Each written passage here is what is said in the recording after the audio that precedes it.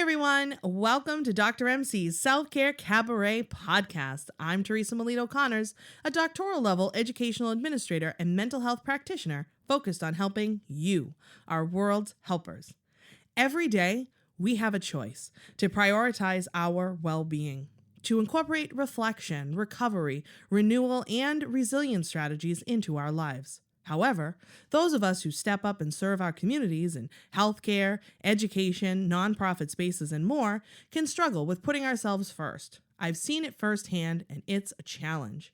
Enter Dr. MC's Self-Care Cabaret podcast. Here, we have real, intimate conversations with leading experts passionate about accessible, sustainable self-care in its 10 domains. It's all about the hard work we can take on together to find our spotlight.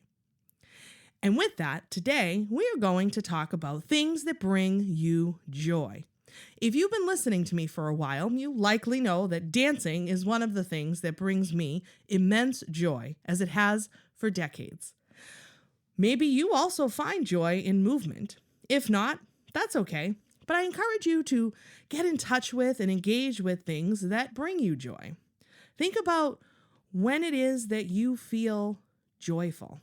Maybe it's when you're baking or cooking or creating something, walking, drinking tea, spending time with a loved one, whatever it is. We just need to get back in touch with that. And if you can't think of anything that brings you joy, maybe you need to think back in the Wayback Machine to when you were a lot younger. What did you enjoy when you were a kid? How can you invite more of that into your life and reconnect with that childhood passion? Another thing I always loved growing up was art, and specifically scratchboard art. I don't know if anybody remembers that, but it's like the black kind of paper, and you use a little tool to kind of scratch away at the design. I used to do these really intricate designs and just had a really good time with that. My pieces in high school, we even entered into a Scholastic Globe show here in Boston. I didn't end up winning anything, or it might have been honorable mention actually, but that's not the point. I was able to reconnect with that when the pandemic hit. I found myself really seeking and feeling an urge to create. So I dug out some old supplies and went at it. It was so relaxing and cathartic to connect with this childhood passion so many years later. I even ended up loving what I created so much that I framed it and gave it as special gifts to loved ones. And with that, today's guest knows all about connecting with joy and using movement and dance as a path to healing. I'm delighted to welcome Mazzy Polino. Mazzy is the director of Ritmos Dance Studio, and she's a licensed social worker. Mazzy describes herself as a dance teacher turned therapist with a goal to bring movement to the lives of others for healing. So cool. She recently completed her dance movement therapy certification, which has sparked an entrepreneurial adventure to shed light on expressive therapies and expand the Ritmos model to offer more to her community. I met Mazzy through the E for All, the Entrepreneurship for All program I did last year, I think it was, and just immediately fell in love with her energy and her vibe and the way she is bringing dance and healing to her community. I'm thrilled to chat with her today. And with that, here is our conversation. All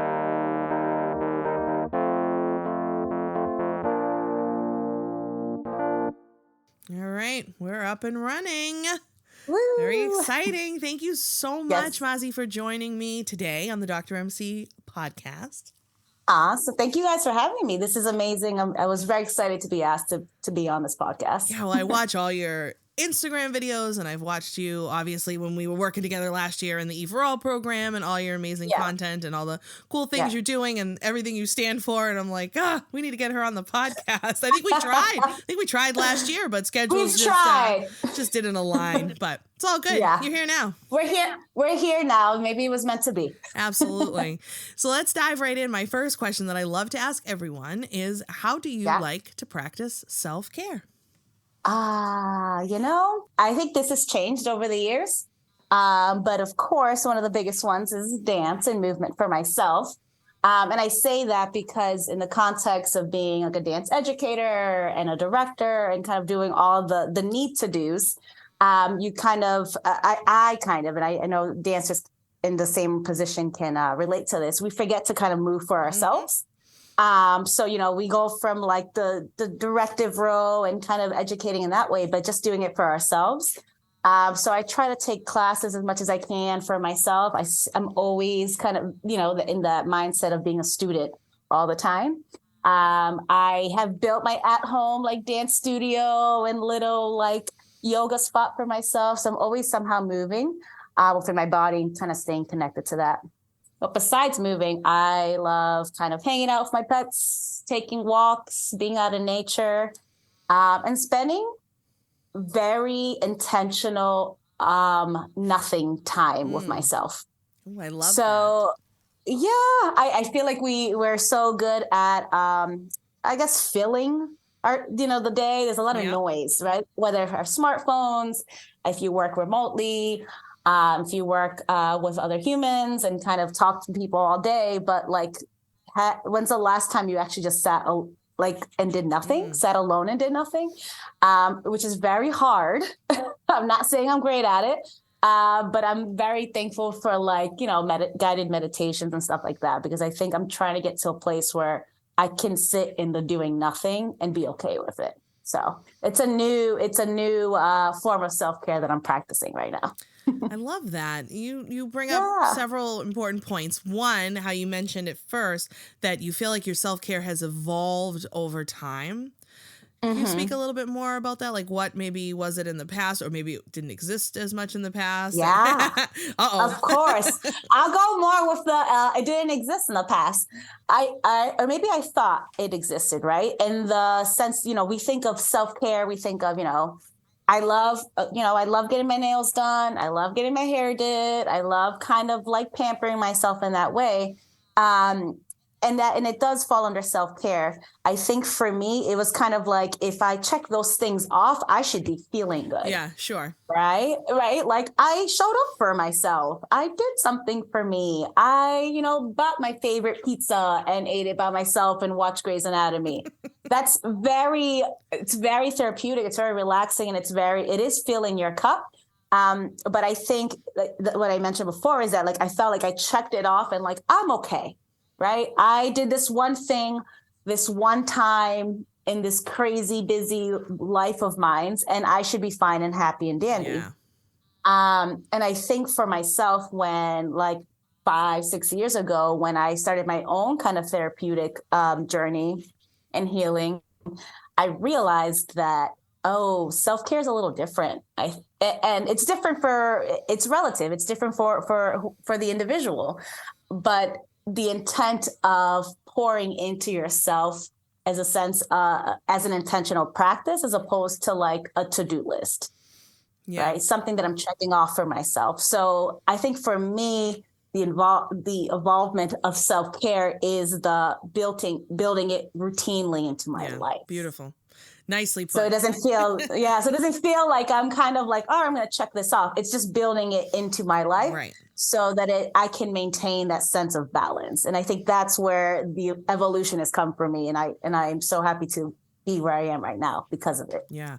Beautiful. And yeah, I mean, mani-pedi, sure. Spa days, great. But like, those are like surface level, like self-care stuff, right? Yeah. Like, we really here at the Self-Care Cabaret, and as you know, in my work, like we want to get into like the nitty gritty stuff, like how you really show up in the world, how you feed yourself, how you move your body, how you soothe, how you just stay grounded, how you rest, your relationships, like all that Oh stuff. my God. Yes. Don't get me together with, a group of my girlfriends and a few drinks. And like, that is just as therapeutic, and having 100%. those like really deep, intimate conversations with people and kind of just being human. Yeah. It's so beats the surface level stuff. And it's very much, I think every time I have one of those experiences, it's a reminder that I should do this more. Yeah. Yeah, for sure. So nice. yeah. Thank you so much for sharing.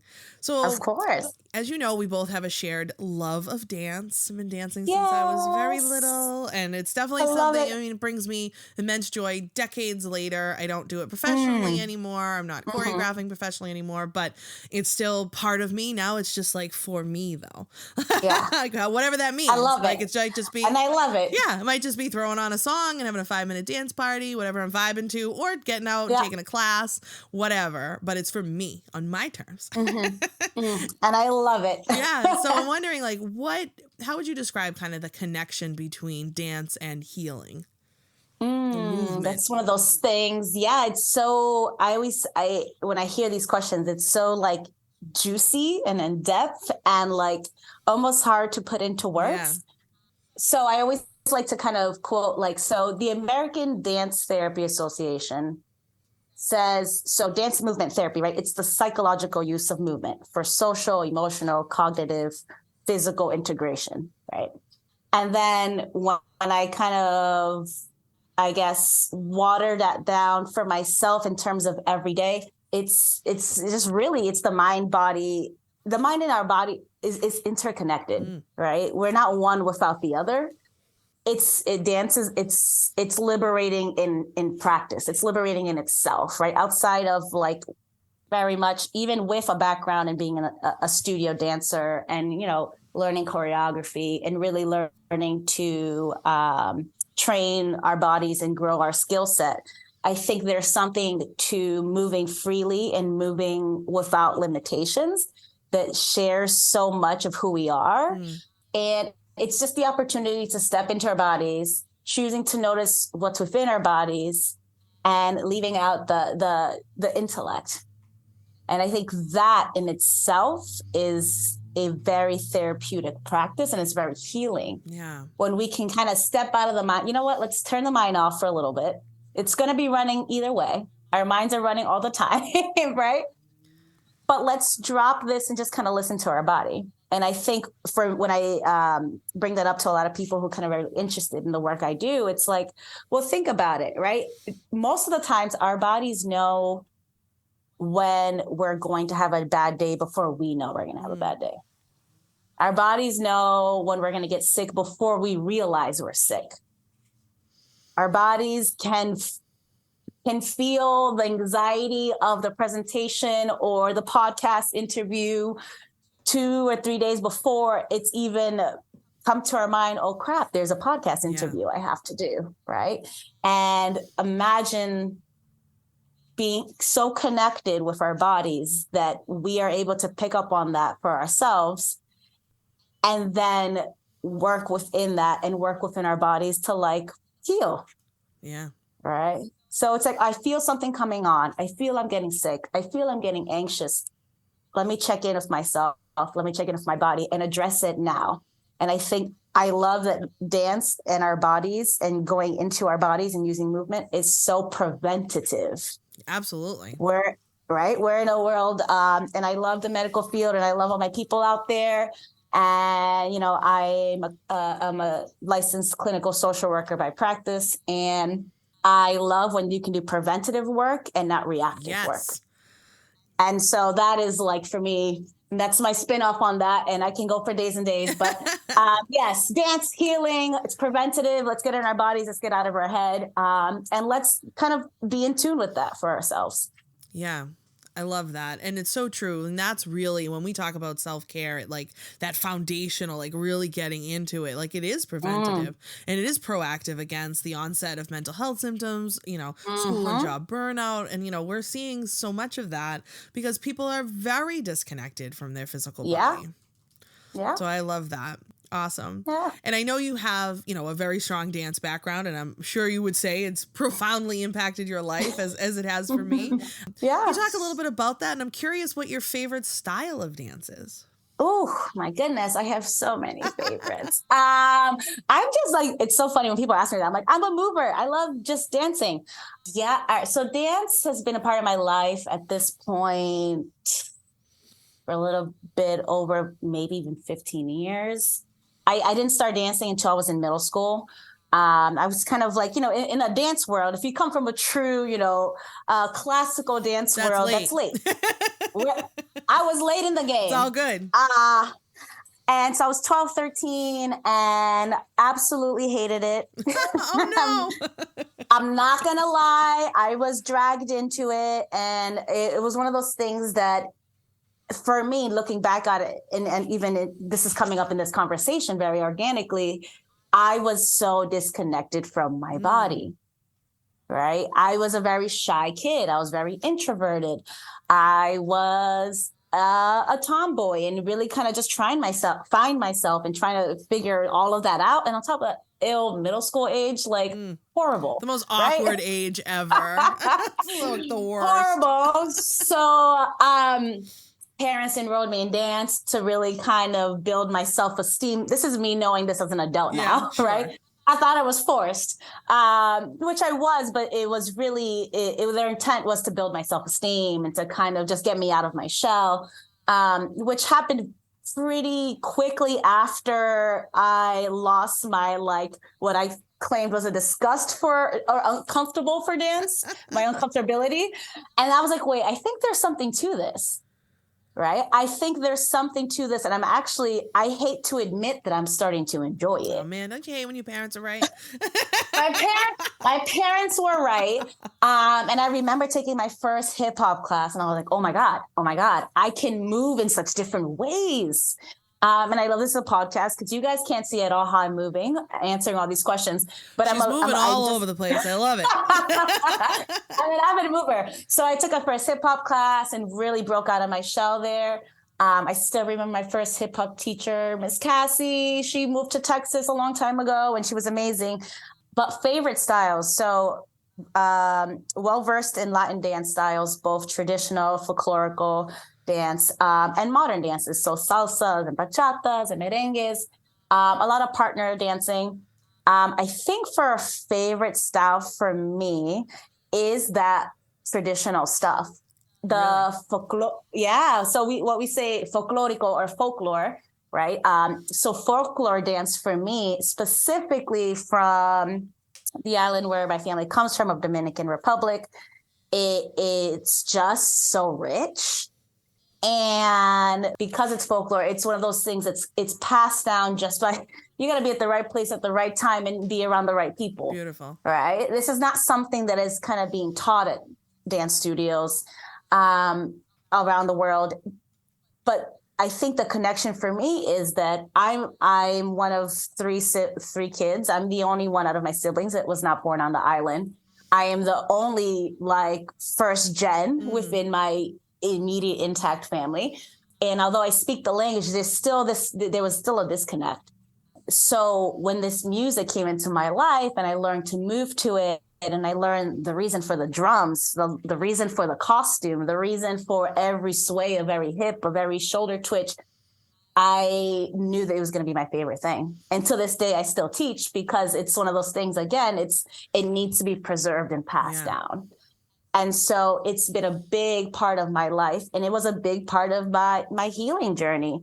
I know I shared when I was part of E4All with you, where I met you, I had a great deal of loss in my early mid-20s. And as much loss as I had in my life, dance is the one thing that always brought me back. I would call out of work. I would miss class. I would, whatever it was. But if there was an opportunity to dance or to teach or to work through movement with other people, I was always going to show up. Yeah. Because it was so therapeutic for myself that it was in those moments where I was like, yeah, I needed this. Yeah. No, that's beautiful. Thank you so much for sharing all that. I know, it reminds me, growing up, some things in my childhood weren't always ideal, shall we say. My father is abusive, and so I experienced some childhood trauma. Showing up at the dance studio was always safe. It was always a sacred space, and it was mine, and it was my space to be me. And what I think was so funny, and I didn't actually realize this till much later, as I started to pursue dance at a professional level, it kind of started to lose that almost like that innocence and that safety and that sacredness to me.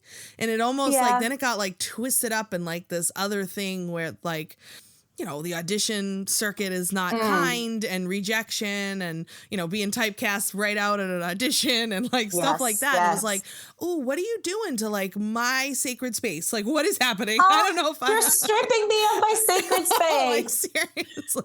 And I didn't realize it at the time, but thinking back now, I'm like, yeah, that's what that was all about. And like, you know, I found out pretty quickly. I was like, no, this is still going to be something for me, and I'm going to do it on my terms. Yeah. It'll still be part of my life, but to do it at that level, to continue doing it at that level was not going to be like healthy for me. Because it was like, almost like, I don't know, destroying something that was just so powerful and healing and special.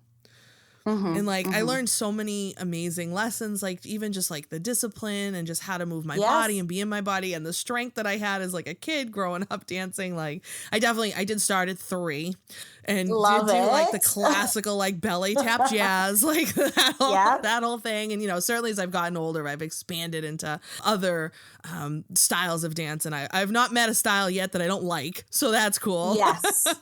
Same here. Yeah. Same here. It's so fun. But now it's still back to more of that like free form, really just grounding practice for myself. It's for me. Yeah, I love it. It's very sacred, and it's something that, you know, you should always keep it for yourself. It can always be a safe space. Yeah, for sure. As long as we make it that way for ourselves. We gotta make a safe space. I think I like sacred spaces as maybe the episode title. Sacred spaces. It's so funny. It's one of those things that I really tried to drive home as a company director, as a studio director. There's something so sacred that we have to keep in those spaces. And I primarily work with youth, Black and brown youth. So, you know, we know the ins and outs of kind of like what's going on in the real world, right? And so dance, I've always wanted to maintain it as home and safety and sacred.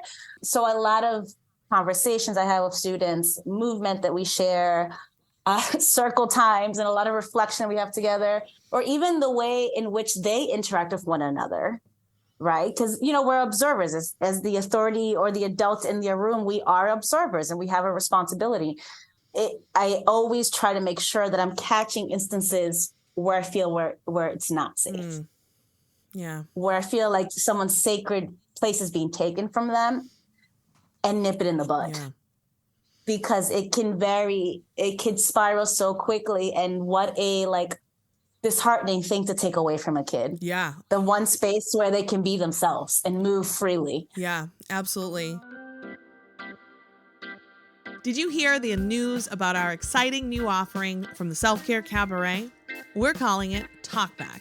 If you're familiar with the theater space, you may have participated in a talkback before. After a performance, the cast and crew will come back on stage to chat with the audience and answer questions. Think of it as a casual, guided discussion. Inspired by this and by popular interest, we've come up with a talkback for the Self-Care Cabaret podcast. Groups will listen to a podcast episode or 2 of their choosing, then I'll come and lead your discussion either in person or virtually of those episodes, expanding on the big ideas. It's a great option for groups looking for short, impactful professional development, or smaller teams looking to get an introduction to self-care and well-being. We have done a few of these so far, and let me say, they have been so much fun. So if you're interested in bringing a talkback to your group or organization, email podcast@drmcselfcare.com. And now, on with the show. It just reminded me, my last professional audition in New York City, and I've not talked about this on the podcast, was for Cirque du Soleil. It was a dance call for Cirque du Soleil. So like epic, right? Like, oh my God, how cool was that? I had to submit a tape and all this stuff and got invited to go, and great. It was awful. Like they had us sardined in this tiny room with this really obviously like intense combination where like up and down on the floor, rolling, kicking, like all kinds of stuff. and we were so crowded, I couldn't move. Like, I couldn't do it. And like, I tried, and like, they had us like teaching it like to the group, and then they were going to break you down into smaller groups. And I remember like, I was still trying. Like, it's really tough to get me to give up. So I'm still trying. I remember I'm like doing it, and like some girl like, and like, of course it's so catty and cutthroat, and like if you drop dead in the corner, they're just going to step over you. Feel the tension in the room. Yeah, no, it was awful. And like, I remember like trying to do the combination. Some girl next to me like kicked me, like it almost kicked me in the head. And I'm like, okay, like I'm out. Like I gotta wave my white flag. I'm like, this is crazy. They can't see me. There's way too many people in this room. I can't do my thing. Like, I left there and was just like, obviously, like, I did the best I could. I did not get another call back. That was the end of my Cirque du Soleil days. But I just remember leaving and just being like, ew, yuck. What was that? Like, why? Oh, no. Yeah, and it was just, but I mean, I needed you there, Mazi, to be like, well, we're not a safe space anymore. What's happening? Safe space. Oh, my goodness. So I'm wondering, folks might be hearing us and being like, geez, maybe I danced as a kid, or maybe, I always wanted to dance. Or it's never too late to start. Never too late. Never too late. So how could someone though like get started? Like, let's say they just, I don't know, wanted to try. What would you suggest? Yeah, I'm all for at-home dance parties by ourselves, with our partners, with our animals, with anyone. Love it. Right? I don't care if it's a portrait of your beloved, mother, or whatever it is for you, right? Make it safe, make it sacred, make it fun. I think that another piece about dance is that we gotta remember that it's okay to have fun, right? Absolutely. So in terms of like dance training, and it's funny, I get this question a lot because I'm a dance therapist and kind of do a lot of this work, is that like, do I have to have this training to step into that kind of space, or, take the therapeutic element out of it? Do I have to have any kind of training before entering a studio, at 15 years old, at 18 years old, 20s, 30s, 40s, 50s, 60s? And the answer is no. No. The best thing, my go-to line whenever kids are entering my studio, or even I've taught adult classes in the past too, is like, well, I don't know how to, this is a bachata class. And they come and they're like, I don't know how to bachata. So do you come to a dance studio knowing how to dance? No. You don't come to a bachata class knowing how to do bachata. Right. That's why you're here. You came to learn. That's why you're here. Give me the newbies. I like, my favorite people to work with are people that actually have zero training. Fun. Because there is so much fun in the exploration. You get to see just kind of their mind really working to like get in tune with their body and become connected in that way, in a way that they have never been connected with it before, right? I have to move my arms and my feet, and there's my hips, then there's my torso, there's my shoulders. There's so much that we have to kind of coordinate as dancers, or anyone wanting to move in that space. Yeah, there's adult classes absolutely anywhere within certain communities. I think the biggest thing is just take the risk. Don't be afraid to be a beginner.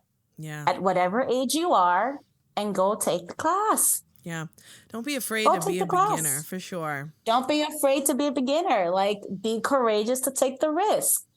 What's the worst that's going to happen? I know. You burn a few calories and maybe you learn something. Or you waste an hour. You burn a few calories. We met new people. Yeah, we wasted an hour. Like, we did something for ourselves. We wasted an hour, maybe $15, $20. And we tried. Yeah. We tried.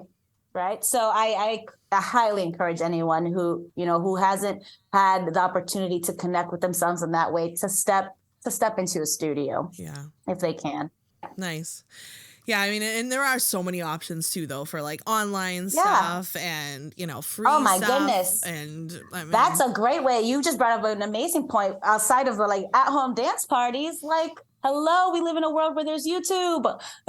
To this day, I'm not a yogi. I YouTube my yoga classes. I do my practice. I check in with myself, and I showed up. Right. Nice. So if the fear is communal dancing and being around other people and taking the risk in that sense, then do it from the safety of your home. Yeah. Maybe with a girlfriend, maybe with a partner, whatever it may be. But I something online. There's even a lot of professors and dancers who have established online only like dance training because they want to be able to reach far and wide. Yeah. And so take advantage of those opportunities, because never and ever has there been the access to the arts than there is right now. Yeah, for sure. And that's amazing. Mm-hmm, And also, I think if people go, like, let's say you do that one class or you get yourself out there, like, don't just judge it all, though, based on that one time. Like, you might need to give it, like, what, maybe 2 or 3 at least, a couple times before you decide you don't like it. Three should be a minimum. Okay. 3's a minimum. That's it. 3's a minimum. After, when you try something 3 times, you're like, yeah, I could tell this isn't for me. But maybe it's the dance style. Maybe it's the dance, genre. Maybe we got to try something slower, faster, or a little different or eclectic, and that's okay as well. Or maybe you're not vibing with the teacher. Maybe, not all teachers are great. Yes, there are so many different kinds of teachers with so many different kinds of personalities and dance training themselves. Sure. So I encourage anyone, like, try, right? It's the same way when you're seeking, therapeutic services. If you try your first session, you're not going to quit and feel uncomfortable. You don't necessarily stop going. Right. Right. You go 2 or 3 or 4 times. Hopefully. If it's not, hopefully, fingers crossed. And if it's not the right therapist, I hope that you find a new one. Yeah, for sure. Right. And so when we encourage people to look at it that way, give it a chance. Take a risk, give it a chance. Don't be afraid to be a newbie. Awesome. I love it. Yeah. So I'm wondering, do you have like a favorite, I don't know, movement therapy practice? Like, is there something, or like maybe, I don't know, a warm up, or I don't know, just something that's like your kind of go-to? Yeah. I actually love, my go-to is a lot of course, deep breathing. Just because in terms of mindfulness, I think what we always forget is really the importance of our breath. For sure. Listen, right? We all have heartbeats. That is the first rhythm that we have since the day we're born. It is rhythm. It is music. It's internal. It's literally, we are born with it, right? So deep breaths and really paying attention to our heartbeat and kind of like taking time to notice that. But also I do enjoy, this is great for anyone who does a lot of remote work, who has maybe stressful, fast-paced work, just really taking the time, like being intentional and tensing up your body and releasing, right? Nice. And this can be in different parts of your body. It can be in your jawline. It can be in our shoulders. It can be in our fingers and our wrists, in our legs and our knees and our toes and our ankles. Tense them up intentionally and bring to that part of your body what it is that's bothering you, right? So when I tense up my whole body, I'm going to bring to the front of my brain absolutely everything that is stressing me out right now, right? Making sure I have all my notes in on time, making sure that I pick up the food for the pets, and making sure I make my doctor's appointment, and make it whatever it is, right? And I have to call this person, I have to email this person, I have to text this person. Bring all of that to the forefront, and even the crazy, stressful things that our families and friends and this world is really kind of surrounding us with. Is can we tense all of our body, bring that to the forefront, and when we exhale and release, letting it go. Yeah. Just letting it go for that brief moment. The world is going to keep spinning around us. Those problems and those tasks and those concerns and those family members and friends, anything that we're dealing with will continue after that point. But can we take this moment to kind of let it go? Yeah. For ourselves. So it's a practice that I go to a lot. So tensing and releasing just different parts of my body. Progressive muscle relaxation. Yeah. That is really helpful stuff. Even if you just do your hands, like maybe people are listening and are like, what? Like just start with your hands. Just make fists. Fists. Really hard fists. Yeah. Yeah. And then the exhale. Let that go. Ooh. Nice. No, you do Yes, feel like, and that's the thing about like, it's the cool thing about healing and different practices and therapy and self-care and all that stuff. Like, you're not going to make stress go away. Like, stress is still going to be there, but you change your reaction to it. And that's the powerful stuff. That's where you take the control back, because now you're not going to get all whipped up in the crazy. You're going to be able to come at things more from a state of calm and more from a rest and digest response, and not a fight or flight. Yes. And it's like there's a lot out there. There's a lot going on. Things are crazy, busy. A lot going on, and what is ultimately in our control? Yeah. Us and our bodies, right? Yeah. The way we react to all the things that are going on. Absolutely. So, yeah. So I think you kind of already said this, but I just want to drive this point home. You would recommend dance movement or even dance therapy, expressive therapy, anything like that to someone who's never done this before? Of course, yes. It's actually, if anything, I encourage new movers. I think it supports that exploration within yourself. Yeah. The best part, it's exploring the tool that you use every day. Yeah. That you take for granted and abuse every step of the way in your body. Yeah, it's so funny when I do a lot of stretches with my kids. I do a lot of, I kind of say a lot of things as kids, as, a dance educator of children. You kind of say a lot of funny, there's a lot of funny imagery. But what I always say, we go stretch to our knees. I say, kiss your knees. And they're like, ew, Miss Mossy. I'm like, what do you mean? They do so much for us all day. They walk us around, and they're holding you and supporting you in this dance movement and session right now. And yes, I highly encourage anyone with no training, no background to step into it, just because it does let you explore the tool that you walk in every day. Yeah. Our body. Beautiful. Yeah. Thank you so much. It was great. So I'm wondering, folks may want to connect with you. Mazi has amazing videos of her dancing all the time, little snippets. I love watching them. Oh, they're beautiful, great content. So where can folks find you if they want to engage with you on social media or anything, anywhere else? Yeah, so I'm most active on Instagram, Massy, that's Massy, and Movement, abbreviated to MVMT. You could also follow my company page, which is Ritmos Dance Company. That's RITMOS, meaning rhythms in Spanish.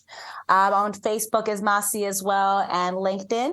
I would love to connect, love to chit chat. I don't care if you even want to watch my videos and dance along with me. Absolutely. That works as well. I have to get to a place to do that. That's kind of in the visions in the forefront of kind of like what would be great to do is kind of what a lot of the stuff that you do, Teresa, and really encouraging people to listen. I know you're scrolling. I know you're scrolling. Let's take a break and let's move together. Yeah. And so I hope to do that in the near future. But please, follow me online. Let's connect. Awesome. And I hope to do more of it too. We got to get people up and moving. Yes. I'm all for card dance parties. I'm all for just stopping in the middle of your workday. I don't care if you work at a school, in an office, or whatever. Encourage your coworkers, encourage your staff, encourage your office to bring some movement into every day. Love it. Well, thank you so much for joining us here today on the Dr. MC Self-Care Cabaret podcast. It's been an honor to chat with you. Thank you so much for having me, Teresa. It's been so much fun.